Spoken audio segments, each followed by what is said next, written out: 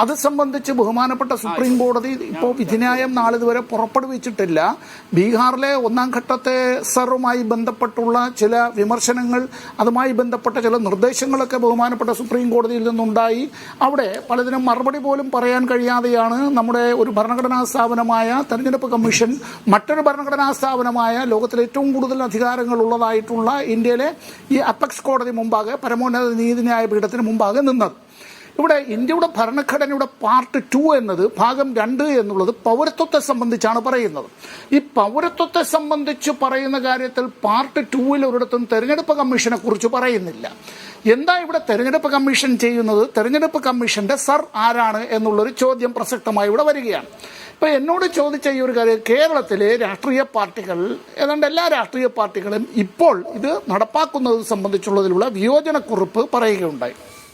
നമ്മൾ തദ്ദേശ സ്വയംഭരണ സ്ഥാപനങ്ങളിലേക്ക്, ലോക്കൽ സെൽഫ് ഗവൺമെന്റ് എന്നാണല്ലോ, തദ്ദേശ സ്വയംഭരണ സർക്കാരുകൾ തന്നെയാണ് അവ. കാരണം അധികാര വികേന്ദ്രീകരണത്തിന്റെ ഭാഗമായി തന്നെ ഇടതുപക്ഷ ജനാധിപത്യ മുന്നണി ഗവൺമെന്റ് മുമ്പ് വി കെ നായനാർ മുഖ്യമന്ത്രിയായിരുന്നപ്പോൾ, പാലോളി മുഹമ്മദ് കുട്ടി വകുപ്പ് മന്ത്രിയായിരുന്നപ്പോൾ സംസ്ഥാന സർക്കാരിന്റെ തന്നെ 40% വിഹിതം അതിന്റെ ബഡ്ജറ്റിൽ അത്തരത്തിൽ ചെലവഴിച്ചിരുന്നത് അധികാരത്തോടൊപ്പം വിഭവങ്ങളും അങ്ങനെ നമ്മുടെ തദ്ദേശ സ്വയംഭരണ സ്ഥാപനങ്ങൾക്ക് കൈമാറി ഭരണഘടനാ ഭേദഗതിയോടുകൂടി തന്നെ ഇത് സർക്കാരുകൾ എന്നുള്ള നിലയിലേക്ക് എത്തി. ഇവിടെ ഇതുമായി ബന്ധപ്പെട്ടുള്ള കാര്യത്തിൽ നിരവധി ആശങ്കകളാണുള്ളത്. വ്യത്യസ്ത കോണുകളിൽ നിന്ന് നിരവധി ആശങ്കകളാണുള്ളത്. അതിൽ ഒന്നാമത്തെ ആശങ്ക ഞാനിപ്പോൾ ഇവിടെ പങ്കുവയ്ക്കുന്നത്, ഈ തെരഞ്ഞെടുപ്പ് കമ്മീഷൻ ഏത് വോട്ടർ പട്ടികയാണ് പരിഷ്കരിക്കേണ്ടതെന്ന് ഷാദേ? ഏത് വോട്ടർ പട്ടികയാണ് പരിഷ്കരിക്കേണ്ടത്? തെരഞ്ഞെടുപ്പ് കമ്മീഷൻ പരിഷ്കരിക്കേണ്ടതായ വോട്ടർ പട്ടിക എന്നുള്ളത് 2024 18ാം ലോക്സഭാ തെരഞ്ഞെടുപ്പിന് മുമ്പായി 2023 ആണ്ടിൽ തയ്യാറാക്കി അത്തരത്തിൽ അതിന്റെ അന്തിമ വോട്ടർ പട്ടികയുടെ മേലാണ് പരിഷ്കരണം നടത്തേണ്ടത്. അങ്ങനെയാണ് നമ്മുടെ 1950 റെപ്രസെന്റേഷൻ ഓഫ് പീപ്പിൾസ് ആക്ട് എന്ന ജനപ്രാതിനിധ്യ നിയമവും 1960 നിലവിൽ വന്നിട്ടുള്ള റൂൾസ്, ചട്ടങ്ങൾ അനുസരിച്ചും തെരഞ്ഞെടുപ്പ് കമ്മീഷൻ ചെയ്യേണ്ടത് അങ്ങനെയാണ്. അതിന്റെ നഗ്നമായ ലംഘനം തെരഞ്ഞെടുപ്പ് കമ്മീഷൻ നടത്തിയിരിക്കുന്നു എന്ന് കേരളത്തിന്റെ മുഖ്യമന്ത്രി പിണറായി വിജയൻ തന്നെ ഇക്കാര്യത്തെ സംബന്ധിച്ച് ഒരാഴ്ചക്ക് മുമ്പ് പ്രസ്താവനയും പുറപ്പെടുവിക്കുകയുണ്ടായി. കേരളത്തിലെ തെരഞ്ഞെടുപ്പ് കമ്മീഷൻ ഈ കാര്യങ്ങൾ ഏൽപ്പിക്കുമ്പോൾ ഇതുമായി ബന്ധപ്പെട്ട് നമ്മുടെ നാട്ടിലെ തെരഞ്ഞെടുപ്പ് ഓഫീസർ തന്നെ, ചീഫ് ഇലക്ടറൽ ഓഫീസർ തന്നെ, ഇവിടെ ഈ LSTD തെരഞ്ഞെടുപ്പ് നടക്കുന്നത് കൊണ്ട് ഈ എന്യൂമറേറ്റർമാരുടേതായിട്ടുള്ള പരിശീലനം എങ്ങനെ അത് തുടങ്ങിയപ്പോൾ ഇന്നേ ദിവസമാണ് അത് തീരേണ്ടത്. ഇത് കഴിഞ്ഞിട്ട് സ്ലിപ്പുകൾ, അത്തരത്തിലുള്ളത് ഫോറങ്ങൾ, അത് ഭവനങ്ങളിലെല്ലാം ചെന്ന് വിതരണം ചെയ്യേണ്ടത്, ഇങ്ങനെയെല്ലാം കുറേ ഒരു ഷെഡ്യൂൾ തീരുമാനിച്ചിട്ടുണ്ട്. ഇത്തരം കാര്യങ്ങളെ സംബന്ധിച്ച് പറയാനുള്ളത്, ഏറ്റവും കൂടുതൽ ജനങ്ങൾ പങ്കെടുക്കുന്നതായിട്ടുള്ള പ്രത്യേകിച്ചും ത്രിതല ഗ്രാമപഞ്ചായത്തുകളും മുനിസിപ്പാലിറ്റികളും കോർപ്പറേഷനിലേക്കുമുള്ള തെരഞ്ഞെടുപ്പുകൾ എന്നുള്ളത്, ആ തെരഞ്ഞെടുപ്പ് വേളയിൽ തെരഞ്ഞെടുപ്പിൽ ഏറ്റവും കൂടുതൽ സമ്മതിദായകർ പങ്കെടുക്കുക, വോട്ട് രേഖപ്പെടുത്തുക എന്നുള്ള ജനാധിപത്യ പ്രക്രിയയിൽ എല്ലാവരെയും അത്തരത്തിൽ ഈ പോളിംഗ് ബൂത്തിലേക്ക് കൊണ്ടുവരുന്നതിന്റെ പ്രാരംഭ നടപടി എന്നുള്ളത് വോട്ടർ പട്ടികയിൽ പേര് ചേർക്കലാണ്.